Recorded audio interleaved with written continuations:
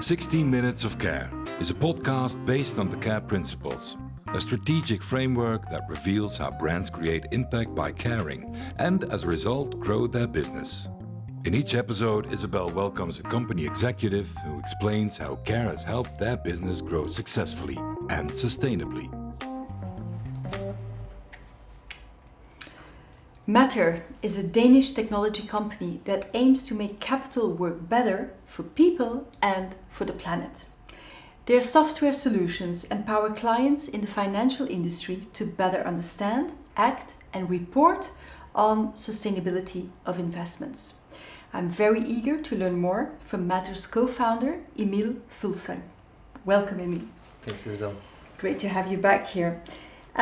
For the second episode, I would like to focus on the deeper part of CARE, which stands for collaboration, agility, reliability, empathy.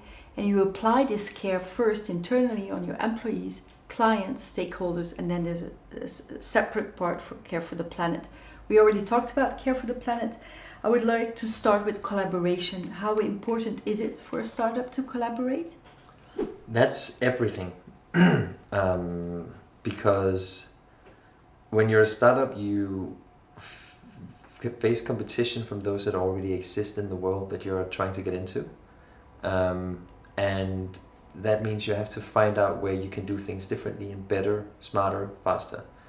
And one of the very obvious ways is how you organize. The bigger an I think everyone who's been part of a big organization have asked themselves, why is this so difficult? Why is it taking so long? And collaboration in big organizations is, people there are bright and very dedicated, but collaboration just becomes a little bit more difficult when you have a lot of people involved. When you're small, like a startup, you can collaborate in different ways, but you also depend a lot on collaboration. So if you don't get that right, you lose your ability to compete and build things in the right way, the right time, with the right speed. So it's really important for us that our colleagues are able to collaborate very efficiently. I agree, and I have research on collaboration. Internal collaboration only scores 43% out of 100 because it's so difficult within corporations to collaborate. But you, for instance, as a Danish startup, you collaborate with huge institutes and famous institutes like NASDAQ. Yes. How external collaboration. Yeah, that's important as well. So we believe a lot in partnerships. We're small, so there are some things we could either try to build ourselves or collaborate with others on. And one of those is, this is very focused on business strategy, but that is how to distribute. So how do you get your product in front of the people you want to see it? And when you're small in a very big world, having partners like NASDAQ, for example, or we've also partnered with the large French asset manager BNP Paribas Asset Management on developing a data set around the UN Sustainable Development Goals. When we partner, it's either because we want someone to help us extend our reach and get further out in the world, and or because we depend on their insights and their feedback because they've been in the industry forever. So it's a combination of making sure we get further out, but also that whatever we build and how we build it actually is fit for purpose, not just for serving the needs of the planet that we care a lot about, but also they have to serve the needs for the client, so we have to make sure we build things the right way. Partnering and collaborating with external parties is absolutely key in that. Were they waiting for Danish financial startups when you knocked on their doors? Was it easy to open those doors? I don't think they were waiting specifically for a Danish startup, to be fair. But yes, I think it's fair to give a lot of these larger organizations some kudos for being quite open and curious about collaborating with new coming companies. We can obviously do some things that large established companies can't. Because of our size, we have some freedom to operate, we're building from scratch, we can move faster, all of that. And I believe we have a lot of really, really great people, but so do a lot of the big organizations. And I think they're learning that they can cover some ground and do things in a different way by collaborating with startups. So I would say, generally, we've seen a lot of interest from large organizations in collaborating with companies like us. Interesting. That's nice to hear. I would like to dive into the second shift, agility. It's about Yeah. adapting yourself to the many and fast changes in society. And today there's a lot of talk about AI, artificial intelligence. You use artificial intelligence also in your product developments. What's your opinion about AI? How many hours do we have? 1 minute. 1 minute. Maybe I could say skeptical enthusiast. So I think it's, first off, it's very important. Normally you should say we should be very excited and enthusiastic, and we definitely should be. But I think more importantly, what we really need right now in the world is very quickly building a critical sense around what AI is and what it's not, what it can do, what it cannot, and also what it should do and should not do. I think AI is amazing, and we deploy AI for some concrete tasks. So it can be, infinitely more efficient than a human being at specific things, where it makes sense to use artificial intelligence. Once you get into the realm of allowing it to make decisions, interpret, codify things that otherwise you would have humans translate for others, interpret for others, etc., that's where it gets complicated. And I think right now it feels like it's moving very fast. It's not very popular to say that we should regulate. It's also not very popular to say we shouldn't. But I think as a company using AI, we would be very, very happy and welcome any guidelines on it. We use it for specific tasks, but seeing the power of it, I am somewhat concerned of how big this can get and how little coordination there is right now of how we use it. Sort of, and when I say we, I mean any company right now adopting these different technologies that are going into this space. Totally. Yeah, it's fascinating. I'm also curious to see what direction it will go. The R of care stands for reliability. I think in the financial world, it's very important to be trustworthy, to be a reliable source of information. But as we discussed in the first episode, there is a lot of greenwashing, and there is a lot of information of investments that is just not visible and transparent to banks, to pension funds. How can the whole financial world become more reliable? It's a very important question, and there are so many facets of it. So if we look at it from the angle that we're looking at it from, at Matter, sustainability, I think a key word is transparency.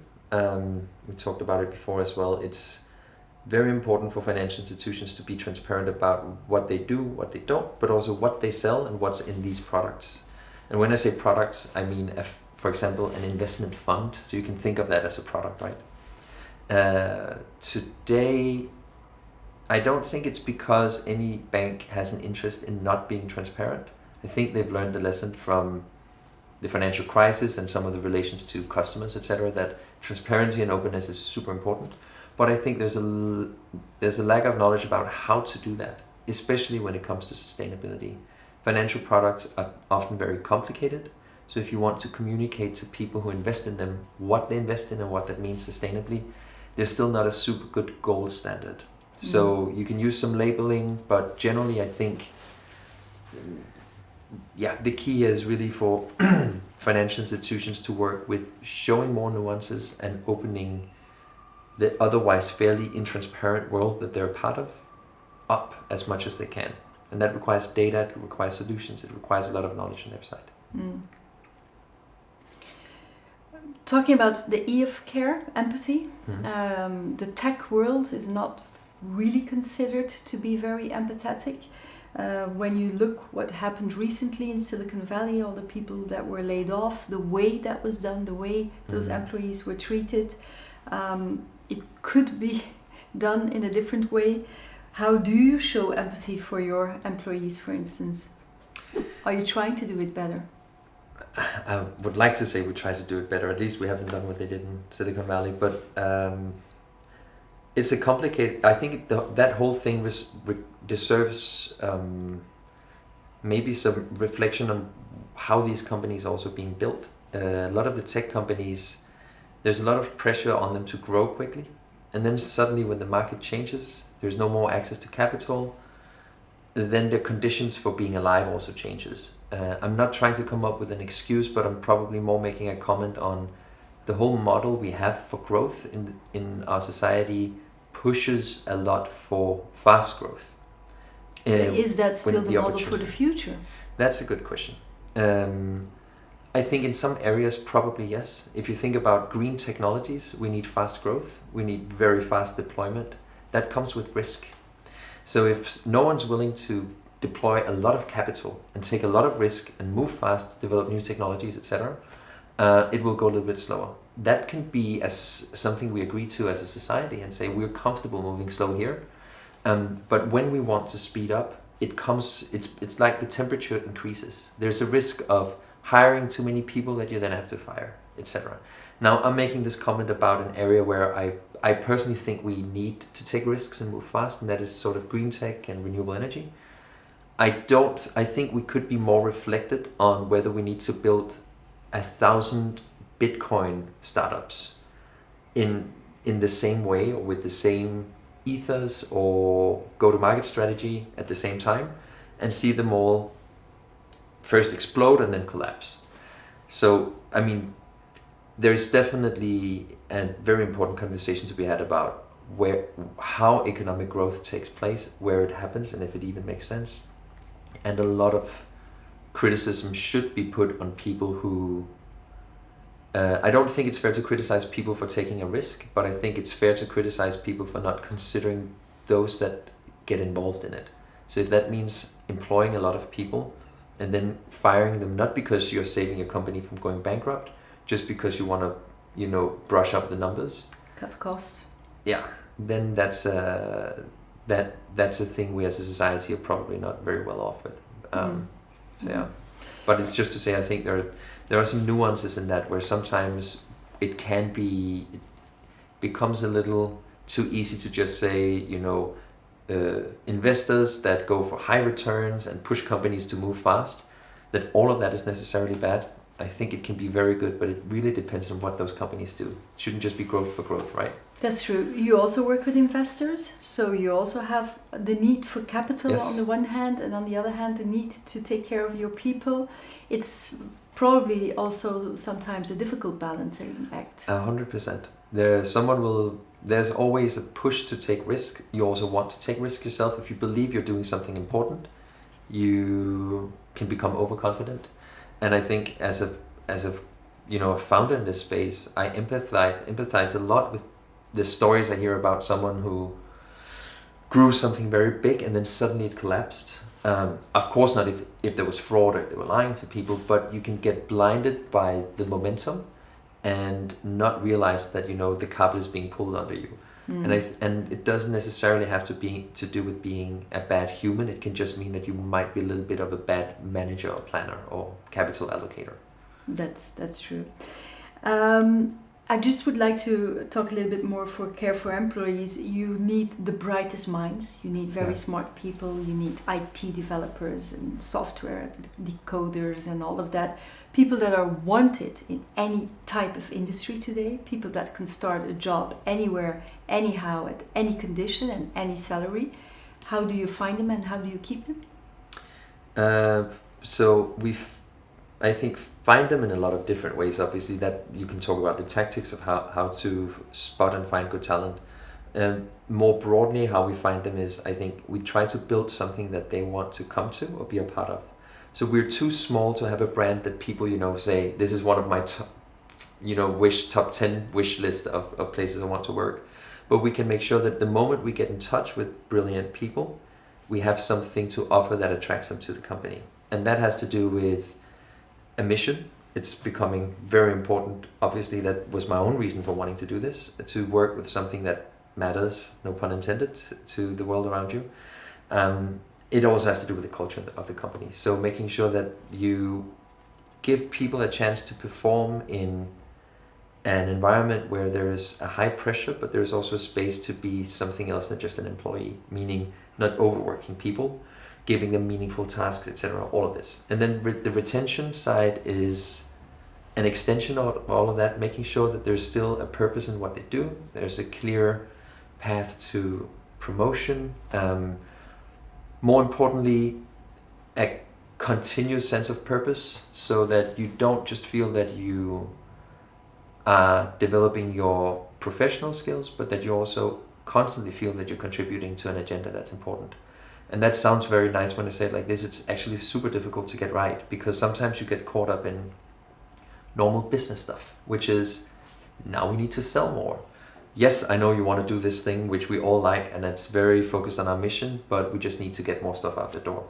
We definitely get caught up in that as well. So being interesting for our colleagues is very much about balancing all of those things at once, so it doesn't all become just top line focus or Final question, Emil. The CARE principles, it's striving to make a business strategy that is balanced between care for people, care for planet, and care for prosperity. Yeah. Instead of the old economical model, which is all about profit. You work with a lot of big corporations, your clients, the stakeholders you work with. Do you see the change, and do you believe we are going for that type of future? Or is that just wishful thinking? Oh, there's a risk that this podcast ends up in a dark place. No, Isabel. I think, yes, definitely there are corporations out there where I sense that there is a growing need and sense of a need to feel like they are part of more than just being profit machines. And that is pressure coming from investors, but also their employees, right? What maybe concerns me is I think we see those great stories and we have more and more of them, but if we look at the global economic system from above, that change is not happening fast enough. And that's not my opinion. I think that's a fact that most people will agree to. And the economic model we have created is giving a lot of power to corporations to create the change. That has a lot of advantages, but it also means that if they then don't act, nothing will happen, or very few things will happen.